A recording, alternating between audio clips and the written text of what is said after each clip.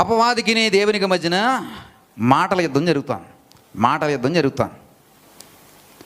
అపవాది అంటున్నాడు, అతనికి ఇచ్చినవన్నీ తీసేయి, అన్నీ ఇచ్చావు కాబట్టి నిన్ను పూజిస్తున్నాడు, నిన్ను వెంబడిస్తున్నాడు, నీ మాట వింటున్నాడు.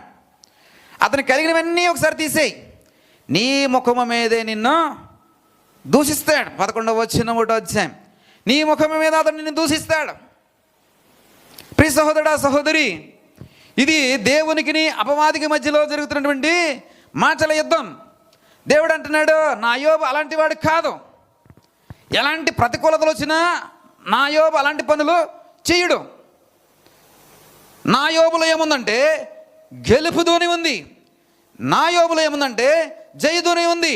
ఎలాంటి పరిస్థితుల్లో అతనికి ఇవ్వబడినవన్నీ తీసివేసిన, ఆస్తంతా తీసివేసిన, అతను కలిగిన సంపద అంతా తీసివేసిన, గొర్రెలను తీసివేసిన, మేకలను తీసివేసిన, ఒంటెలను తీసివేసిన, తన కుమారులను తీసివేసిన, తన కుటుంబాన్ని, తన స్నేహితులను తీసివేసిన, అతడు ఏం చేయగలుగుతాడండి?